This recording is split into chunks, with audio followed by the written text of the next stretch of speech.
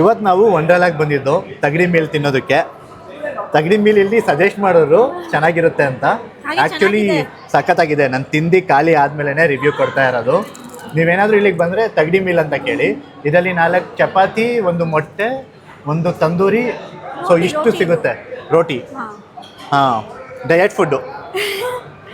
ಇದೆಲ್ಲ ನಮಗೆ ಎಕ್ಸ್ಟ್ರಾ ಬಂದಿರೋದು, ಅದು ಬಿಡಿ. ಬಟ್ ಚಿಕನ್ ಪೀಸ್ ಎಲ್ಲ ನೋಡ್ತಿರ್ಬೋದು ಎಷ್ಟು ಜ್ಯೂಸಿ ಆಗಿದೆ ಅಂತ. ತಂದೂರಿ ಈ ಥರ ಆಗೋದು ತಿನ್ನು, ರಿವ್ಯೂ ಕೊಡೋದಕ್ಕೂ ಬಿಡಲ್ಲ.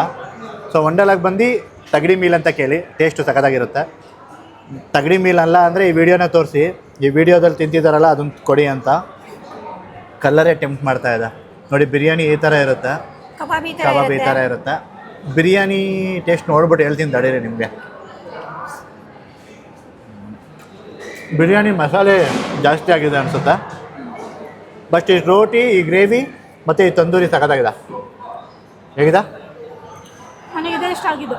ಸರಿ, ಗೊತ್ತಾಯ್ತಲ್ಲ. ವಂಡರ್ಲಾಗೆ ಬಂದರೆ ಈ ಮೀಲ್ನ ಮಿಸ್ ಮಾಡ್ಕೊಳ್ಳೋದಕ್ಕೆ ಹೋಗ್ಬೇಡಿ, ತೋರಿಸ್ಬಿಡಿ.